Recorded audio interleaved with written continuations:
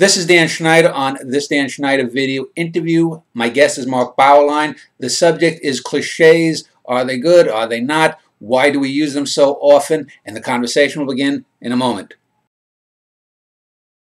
Mark Bauerlein is my guest. He is a professor at Emory College. We are going to be talking about cliches, mainly in the arts, but we can certainly talk about cliches in life and whatnot, how they may have evolved, why they are used, why they are good or bad. I, of course, anyone who knows me thinks they're not good. But let me just ask Mark, welcome, and could you give a little background about who you are, anything you've written related to the topics, and your general opinion about cliches in general, I guess? Sure. Well, Dan, I'm an English professor at Emory University. I've been there since 1989. I got my graduate degree at UCLA in the 1980s.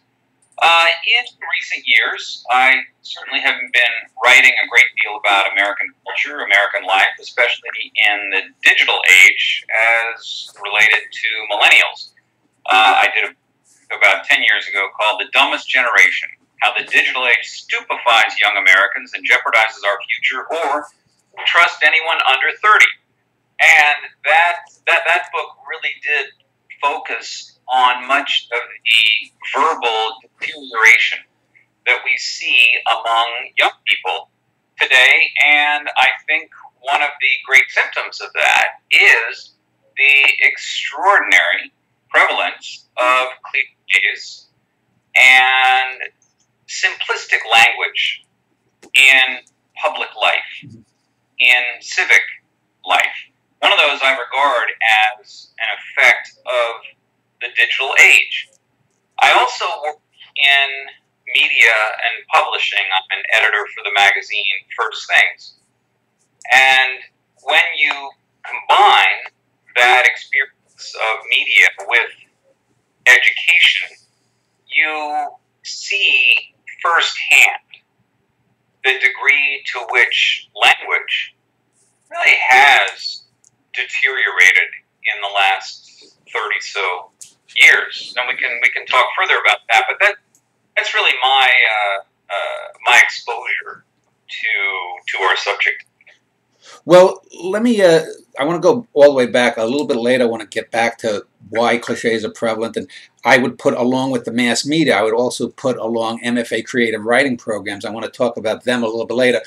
But one of the things that when I've talked with philosophers and scientists, I think that a lot of things that evolved positively in the human condition, post-civilization, the rise of civilizations, a lot of these things take on noxious things. For example, just to give a couple examples, we are now obese because we didn't evolve to be sedentary creatures, and there's a good reason for that, because when we were hunter and gatherers, we needed to store as many calories as possible. But when we're sitting here banging on computers, that's a bad thing. Another thing, selfishness and greed was a good thing when we were swinging through the trees and we wanted to keep all the bananas to ourselves. But now selfishness and greed, when we're living in these hierarchical, huge communities known as societies, is generally not a particularly good thing. I think that cliches, in terms of communication, is along with the things I just mentioned, something that was good initially, in that it was a shorthand that if there was a danger and there's a saber-toothed cat coming to, to the local village, everyone, there's going to be something that everyone says and whatnot. But as we've evolved and things have gotten more technical, we still fall back on these easy to understand things that we call cliches. Do cliches have a historical benefit that has now outlived its usefulness, do you think? Well, I think every cliche began as a striking phrase, a compact verbal formulation, an interesting metaphor. It started as a clever invention, but what happens with these metaphors is they get used and used again because they're so effective, and they get used to the point where they become stale. They become dead metaphors. They turn into cliches that, instead of communicating instantly something clear and concrete, they become a little shortcut. They become a way for someone to avoid communicating with precision and originality. So if you take some of these metaphors, like learning the ropes, if you ask a bunch of students in a class, well, learning the ropes is sort of getting around, learning campus, you know, how things work as a student. And you say, what did that originally mean, literally?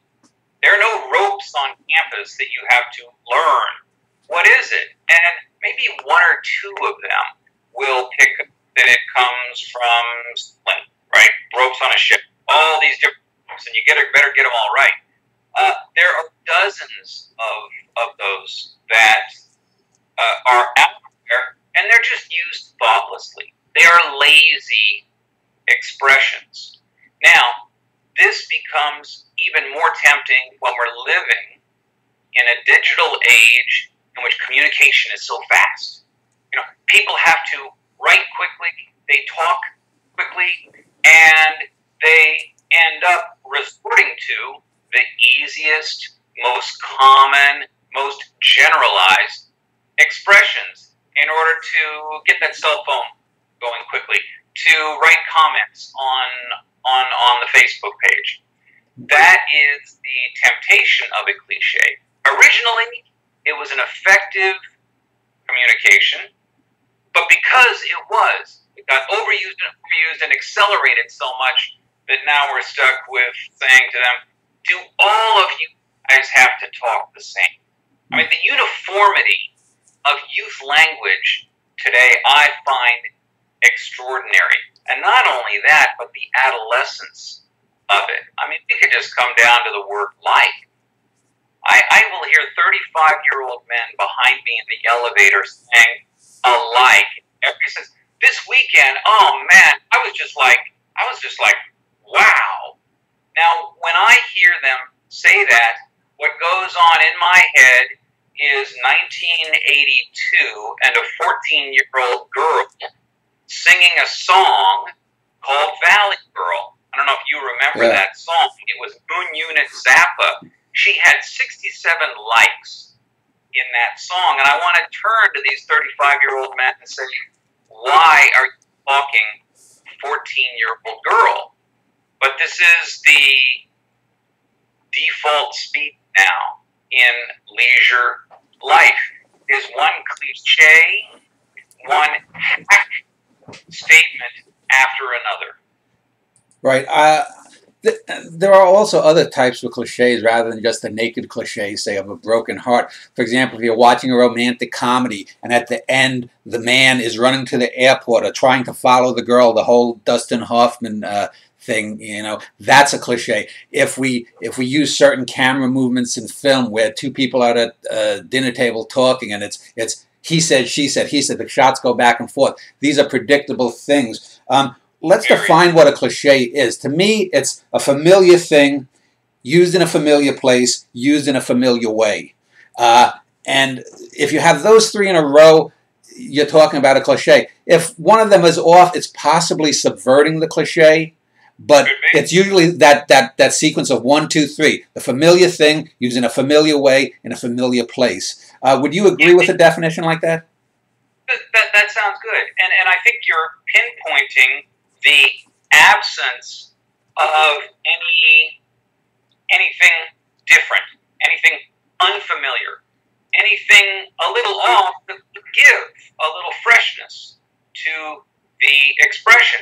And the problem is that a cliche not only is just this ready-made, familiar, predictable statement, but we, I think, feel dissatisfaction with cliches when we start to sense that these cliches are false.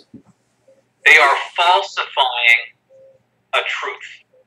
So a situation in which a complicated romantic situation in which, you know, the character in the, you know, you're talking about Dustin Hoffman in The Graduate, running to get to the wedding before it happens. Yeah, it's all cliche, but what keeps that one fresh is he gets the girl, they get on the bus, and it's not, they're happy, and it ends. Yeah. The director of that film, Mike Nichols, keeps the camera on them, and they're on the bus, and it just stays on them. They don't say anything, and gradually the elation disappears from their faces, and we get the truth, which is, now what? You're going to settle down, you're going to find an apartment, you're going to get a job. All those realities you sense are coming. That's what saves that film from that ending, from the cliche. They and makes it say, okay, we're maintaining some truth here. We're not ending with the cliche, which we sense as ultimately false. Well, do you think that people find comfort in cliches because, in a sense, most people are philosophical zombies? Because when we do not use cliches, we are more individuated. If I fall back into cliches, like you said, the 35-year-old guys on an elevator that would sound like a teenage girl from decades ago, do you think that people are afraid to be individuated, or do they simply lack the tools to speak individually, to speak like themselves? I think probably both in different degrees. They do lack the tools to be themselves, in part because they are overwhelmed by a mass culture that has them grow up stereotypes with dumbed down conceptions of human being, and a lot of young people are afraid to step out of that. I will tell students when I hear them all talking the same, and I'll stop class and I'll say, all right, listen, these words are now banned from the classroom. Like, awesome, cool, and stuff. You can't use those words. And I start talking and I say, look, you are pressured by your peers not to individualize your expression. What do you mean? Well, I mean this. If you're sitting at the lunch table with 6 friends, I want you to do this, kids. Next time you're there and your friends are talking about something they don't like, and they say, oh, he's a real jerk. Oh, he's like the worst. Why don't you say, indeed, he's a truculent bore. And then see what expressions appear on their faces. They're going to look at you as if some alien occupied your body. So, trying to be different. I mean, in this world where we always highlight difference and individuality, oh, brother, it is the most conformist, cliched, general society that we occupy. And if you step out of that, especially when you're young, you're going to pay for that a little bit. So there is fear and also tools and also cliches, what you said at the beginning. Yeah, cliches enable you to avoid thought. Yeah. You don't have to think to mutter a cliche. I wanted to get back to a point you had mentioned about non-cliches lasting and whatnot. And I had I'm going to mention this young woman who's a fan of my website who recently emailed me about something that I'm going to bring up later. But a month or so ago, we were talking about what cliches or familiar phrases were.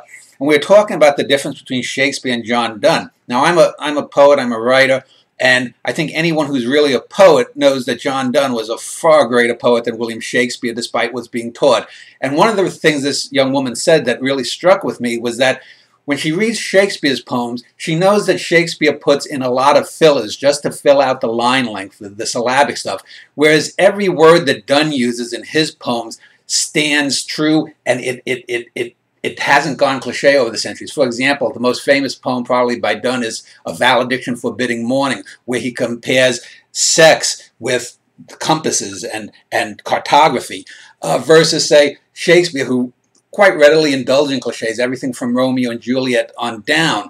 And I said that was a very good observation. Donne did not use filler words. Donne used exact, precise words that 400 years later, if you first read that poem and you're getting the idea of compasses on a paper as the lovers move in bed, that is still striking, that is still fresh, and it is still utterly John Donne. You cannot mistake that.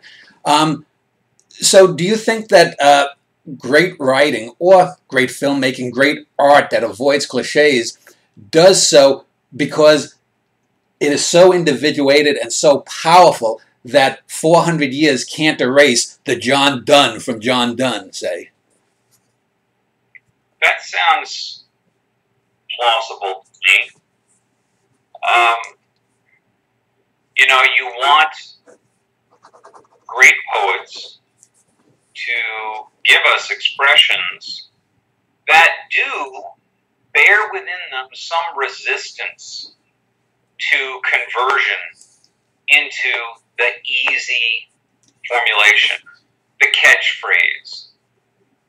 They should retain an edge that is going to prevent it from serving the uses of cliche. I see that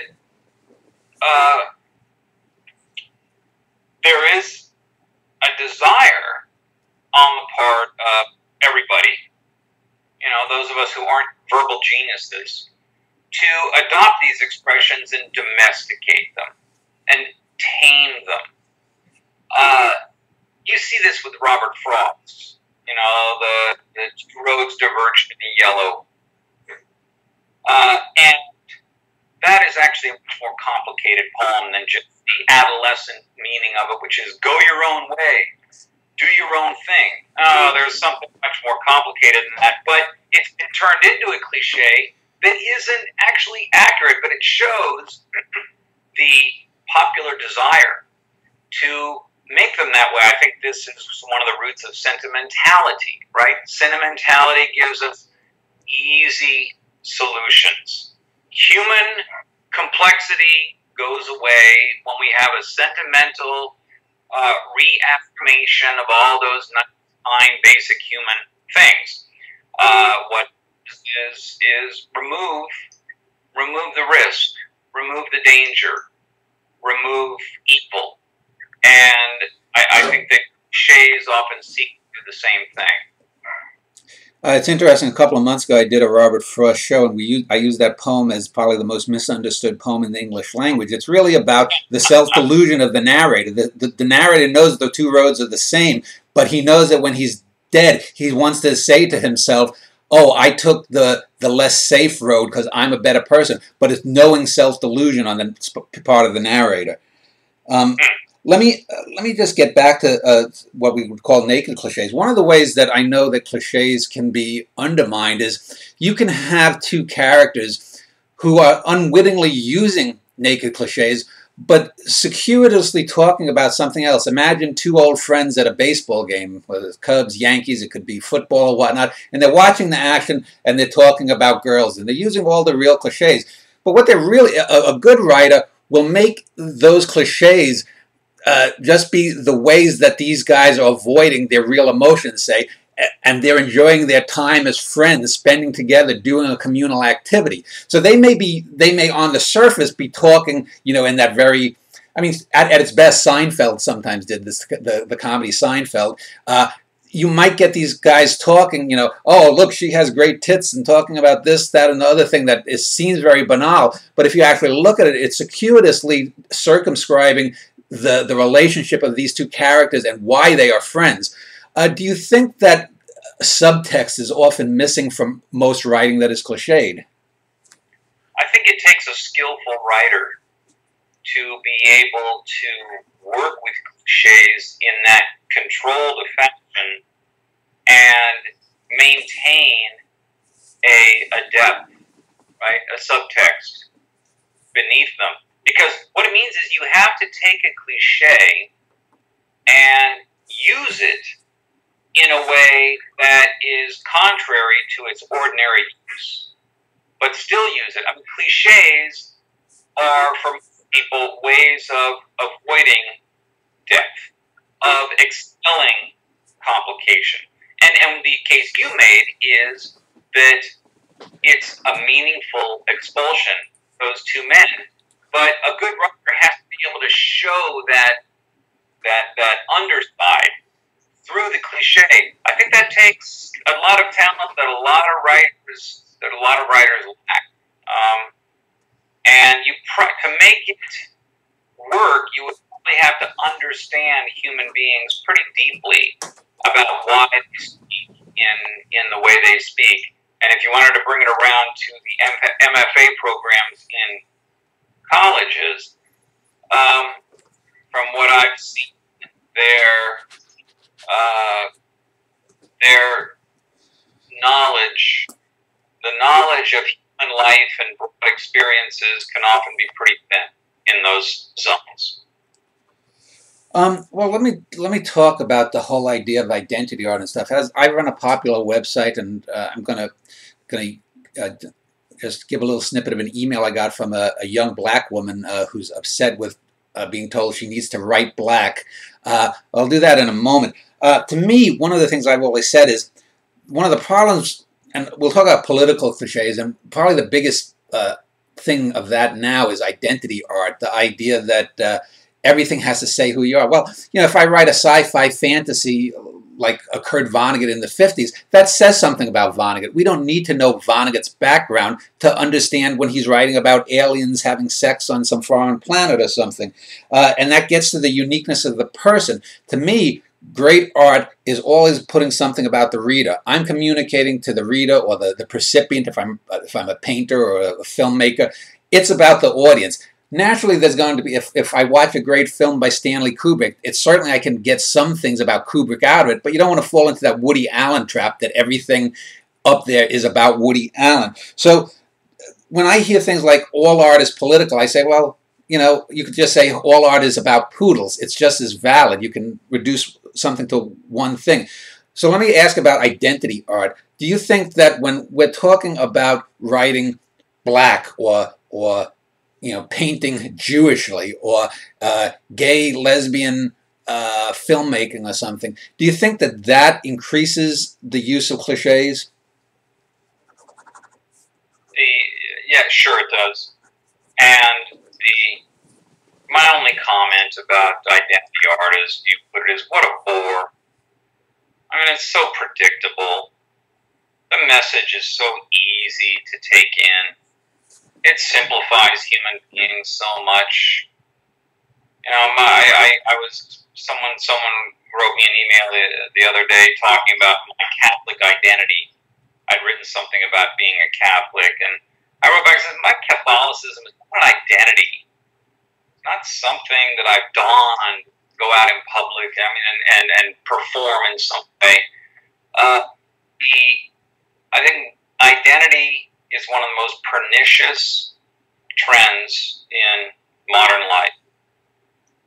And to submit the human imagination to the expression of a demographic identity, I believe, is a great impoverishment of art.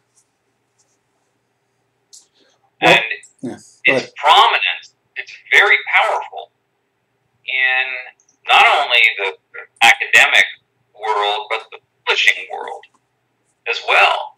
It sells for a lot of people.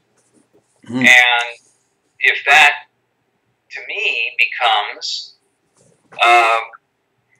political in the worst sense of the word, in that this book is really serving a different purpose than expressive, imaginative, artistic, or spiritual, moral purposes. It's out there to represent an identity, and I find that a narrow ambition. Yeah. Well, let me just read an excerpt. This is an email that I got a week or so ago from a black woman in her late 20s or early 30s who's read my website for about 10 years, and she's gone to a number of creative writing classes, both online and offline. And she's spent tens of thousands of dollars in these classes and says that she feels she's been scammed out of it. And so she basically gets told by professors that they want her to write black. So she says here, I write because I want to be known for getting it. I don't want to sacrifice story and plot for the sake of being a writer. I want to tell stories about human potential and humility. And she goes on here, I don't want to have to write gender and culturally specific stories. And then she goes, I am not typical. I won't be classified by writing about the black experience, which is utter bullshit. So should I be categorized writing about drug dealers, black crime? I don't want to write stereotypical stories in film. However, I am told, not suggested, that the black experience and black people is appropriate. In so many words, what I write doesn't fit what I am. And then she goes on and she says that when she analyzed Toni Morrison, she goes, I became physically ill when I had to analyze the Song of Solomon by Toni Morrison as a two-part final exam. Not that it isn't good, if not an okay read, but how in the world can I relate to what her book is about? What associations could I contribute? And it seems to me that, you know, with all the complaining about dead white males and whatnot, you know, the new boss is the same as the old boss, as the Who might have said. And that here you have a black female writer being told basically that she could only emulate Toni Morrison or writers like that when she wants to write, if she wants to write about Eskimos or she wants to write about aliens or something, she is being circumscribed. Now, this certainly is not all about what cliches are, but what do you think about that kind of confining stereotypical experience now that's being taught? Well, it certainly wasn't what Martin Luther King envisioned 30 years later. This is not liberating. This is repressive. Mm-hmm. This is the substitution of the color of your skin for the content of your character. I mean, let her write whatever she wants to write, and let's examine on whether it's good or not on creative grounds, not on demographic grounds. The thing I would add is that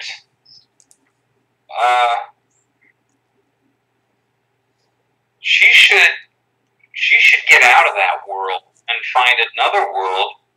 People aren't going to demand that she act according to an identity. She should go somewhere where she's taken as an individual, that she has a unique story that has a black variable. It also might have a religious variable. It might have a parental variable. It might have a dozen other variables that are significant. I do not understand why race has become, at this day and age, why race is even more, in the last 10 years, has become even more dispositive than so many other aspects of human being. Well, let me. But I don't the fact that, well, that's because there's so much racism in society. I just don't buy it. Don't believe it. Well, let me ask about money, because this woman also has written some screenplays that she sent around to what it seems to me what she's saying is they're sort of independent, sort of B filmmakers, and I guess she's a gamer and she likes to write about science fiction stuff and whatnot. And she says that basically the same kinds of things apply, in that in Hollywood, when she's gotten a few positive responses from what we call empty suits, they all want her to write basically the same plot lines that have been in 1,000 B films, sci-fi films before. And it seems to me that the same thing is motivating the empty Hollywood suits as a motivating the MFA creative writing programs, and that is money. That either to get the money or to make money. So just on a political level or on a day-to-day level, what is your opinion on that? We can talk about the actual cliches and how to eliminate them, but if society is expecting it in order to make a profit one way or the other, it puts the creative mind in a bind if they want to try to support themselves just creatively. Yeah, well, right. They want a quick and easy package that they think they can sell quickly and easily. And you might tell her, look, play the game a couple of times, then you get your foot in the door, you get some experience and contacts, then you try to make the next step and do serious work. I mean, that sort of used to be one of the models for old Hollywood people. you know, you do a couple puzzles, make money, and then maybe you try to do something more serious. You do a little, you get a little experimental and unusual. That can happen. I mean, look at Hitchcock. Hitchcock did some real fluff, but then he hit another level with Vertigo and Psycho, for instance. So you could just tell her, now don't fall into the opposite trap and saying, I will never compromise my principles. You know, you gotta work with the world you're living in to some degree. And if she can play it and get somewhere without losing her scruples, you know, maybe that's the way to go. Well, I want to get back to, you had used the phrase truculent bore and earlier, and I think sometimes people will go from total cliches to sort of totally outrageous, what I call scialism, where people just will throw out ideas. Remember the old show Cheers, and the postman Cliff he knew everything, and he used big fancy words that he didn't even understand. And I want to talk about not just these sort of naked cliches, these dead metaphors like a broken heart, for example, or my heart is bleeding or whatnot, but it seems to me another type of cliche that has arisen, especially in writing of the last 30 or 40 years, is the tendency towards over-description. I remember my wife read me a passage once from, I think it's Charles Frazier's Cold Mountain, and he went on for literally about a page describing a gun.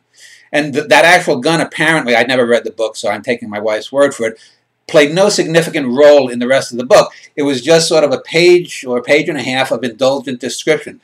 So recently, there's a website called TED Ed, or, you know, the TED Talks. I'm not a big fan of the TED Talks, but this site called TED Ed, where they have these little 4 or 5 minute videos, are usually pretty good, except when they get to art.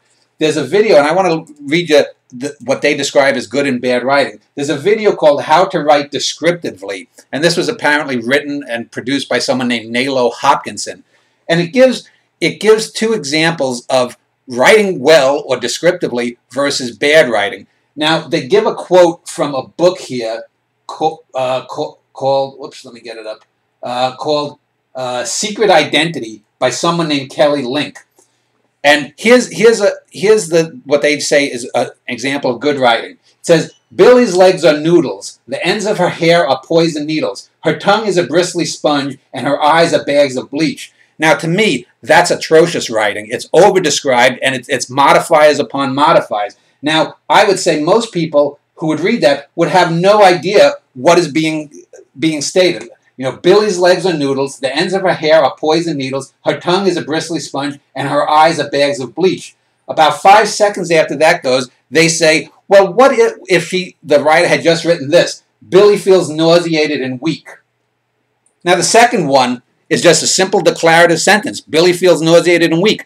That is much better than that over-described sentence where my wife even said, my legs are like noodles. She wouldn't have gotten even nauseated from that. So we have not only just the naked cliches, but this tendency to just describe and describe and describe for description's sake. And to me, when you're just over-describing, you have totally lost the person. You can tell the difference between Robert Frost and Wallace Stevens. But when you have these over-described long passages, whether it's Charles Frazier or anyone else, it all sounds the same. Let me ask you about over-description as a cliche. That first description you read is overindulgent. Yeah. It's someone trying to be real cute. And when I heard that, I thought, you know, give me Hemingway at his best. Yeah. You know, give me Raymond Chandler at his best. Just simple description. Yeah, I don't get the point. And maybe there is no point except for the author to believe that he is showing how clever he is, and showing how many metaphors he can pack into 4 sentences for his body parts. It's writerly in the wrong way. You know, it's self-consciously showing style, but yeah, what's the point? And if there isn't one, I have no patience. I'm too old for it.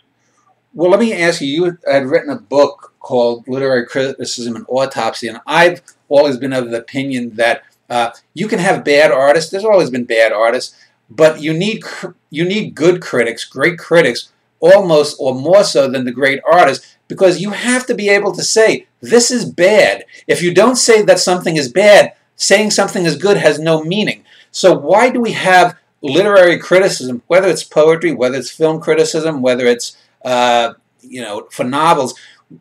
Criticism has now become advertising. When I look at a New York Review of Books or the New York Times or whatnot, and I see Michio Kakatani, maybe it's a Jonathan Franzen novel, or Richard Russo, people who won Pulitzer Prizes, and again, there's no individuation in their writing, and yet you'll get a Michiko Kakatani. If she says something negative, it's simply because she doesn't like the topic. Oh, that's a Class A topic, but nothing about the actual writing. When we get criticism these days, it's always about, well, the author has proto-fascist views, or the author is, sympathetic to Israel or antagonistic to Israel or something like that. It's never about, forget what their views are, how well do they express those views? What has happened to criticism, and what role does that play when we talk about cliches? One thing, Dan. Yeah. Michiko Kakatani is a second-rate thinker. And I think you're giving her too much credit, but go ahead. Maybe I mean, well, what you say is the judgment comes in on political or ideological or moral grounds, not on aesthetic or literary ground. And this is typical of academic training as well. Traditionally, I mean, going back to the 19th century, criticism meant the discrimination of good and bad. It was expressly evaluative. Now, you got to the evaluation through the analysis of the literary features of the book. That is no longer an ambition of graduate training. And why is that? Why do you think that is? Well, the idea of taste was turned into a form of ideological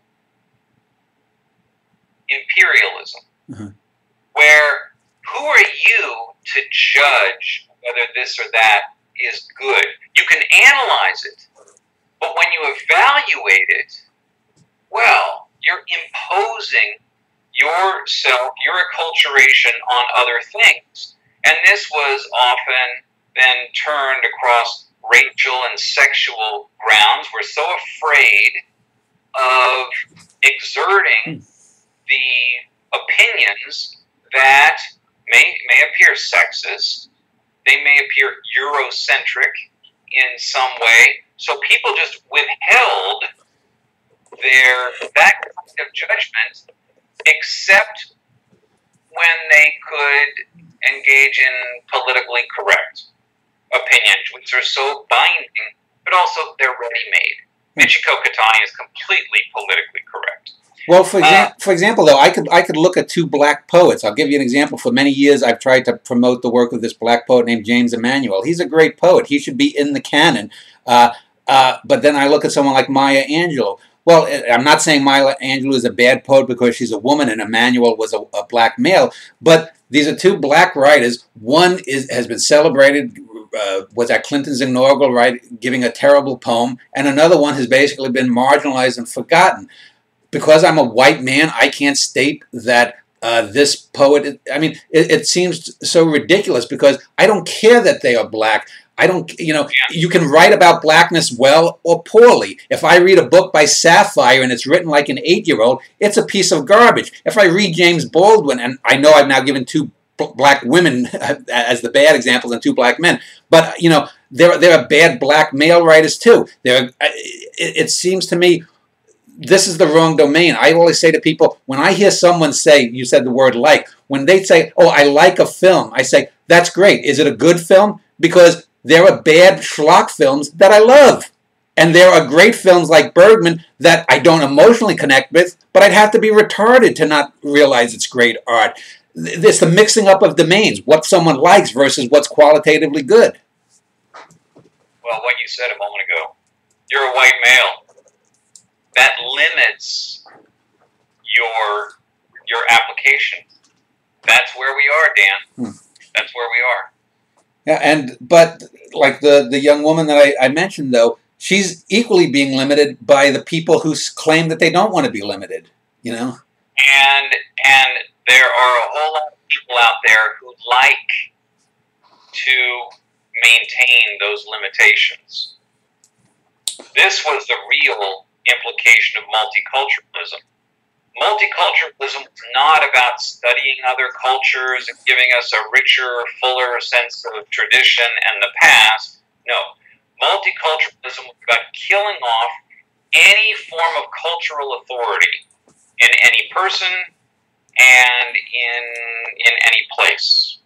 That's what it was about. It was about preventing someone like you from writing a strong, critical appraisal of Toni Morrison. Well, let me talk about what you prescribe when you have taught or in your writings to avoid cliches.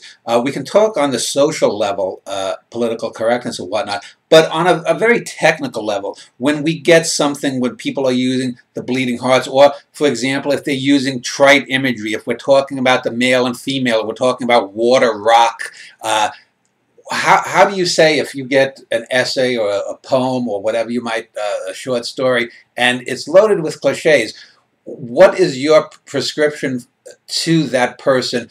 And again, this is aside from any political things, just on a technical basis, say, well, how could you subvert that? How could you twist that about on itself? What would you say just technically? Well, I don't teach many of those things because I'm in an English department and we're looking at the best works, from 200 years ago. Those that have survived to the point where a lot of criticisms that might have been made to a lesser work didn't apply here. But there's an implication to my teaching of those strong things, and that is that exposure to those better things will make them dissatisfied when they encounter the trite, cliched, sentimental, third-rate material. That when they see the English language in Henry David Thoreau's hands, that when they come back and see the English language in the hands of some of our contemporary writers and essayists, they will recognize that they've encountered something a lot better before. Mm-hmm.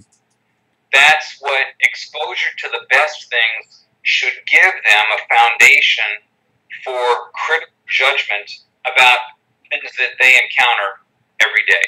So how do we know that the political speeches of candidates today are so bad?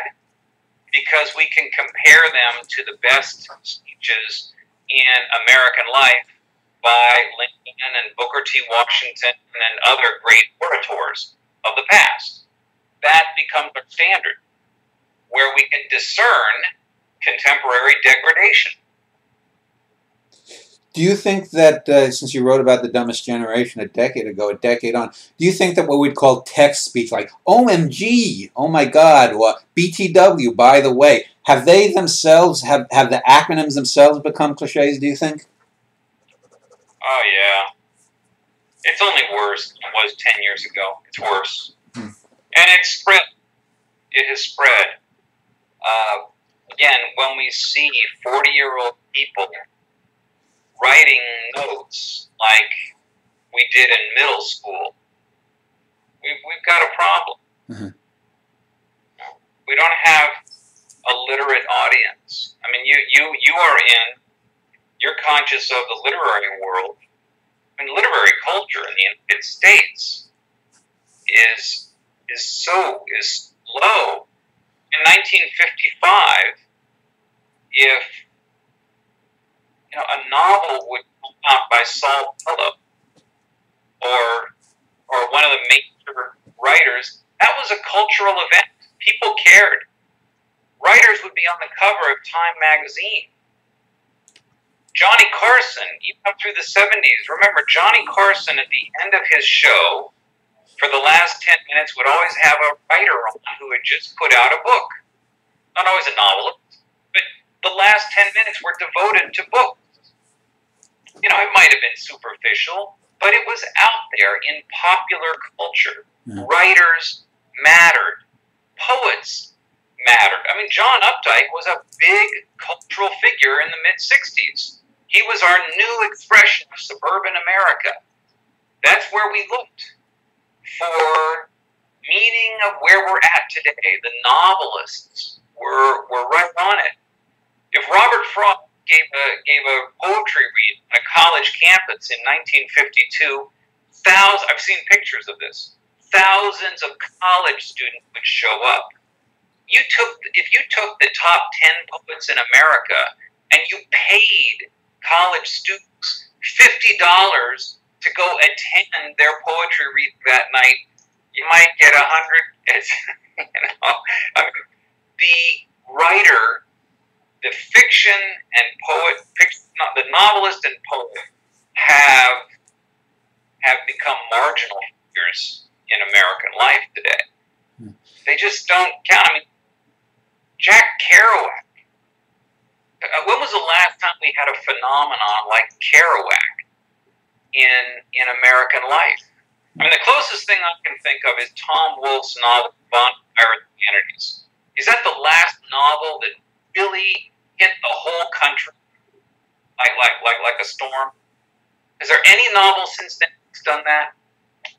Well, do they even publish books of quality? I mean, the thing that I guess as we head towards the end here is I think one of the things I said is that there's a discouragement for people not only to be individuated, but for quality itself, because we live in a culture, it seems, that disdains difference of any sort, despite what people would say. And the worst thing to be different is to be better. I mean, it's okay if you're LeBron James and people can see that LeBron James is clearly the best basketball player in the world.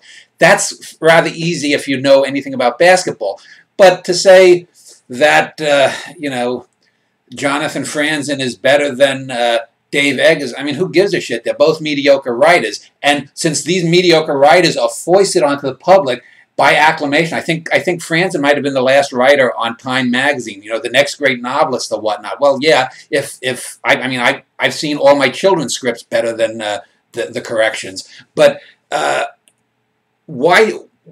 I mean, I guess what I'm trying to ask is, how do you think that we can get out of this? Yes, we could put political correctness aside. Eventually, I think that will wane because I think there'll be next generations of black writers like the young woman I said who are going to say, I don't want to just write about growing up in the inner city or, you know, in backwoods Mississippi. I want to write about, you know, exploring Mars or something. So how do you see the way out over the next? Had some technical issue and it dropped off. So let me just reiterate basically, what is the way out, do you think, over the next 2 or 3 decades? Do you think it's simply education? Do you think it's, I mean, what do you see in the next couple of decades as how we avoid these cliches, be they political or otherwise? Dan, it's only going to get worse. I've seen, for literary culture, for culture, I see a progressive diminishment to the point where it's just a niche for a small group of people.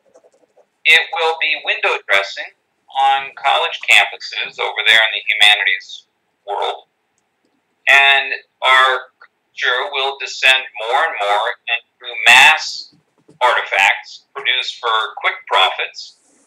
Museums will become more and more about, and the art world, more and more about identity and politics and empty gestures of virtue.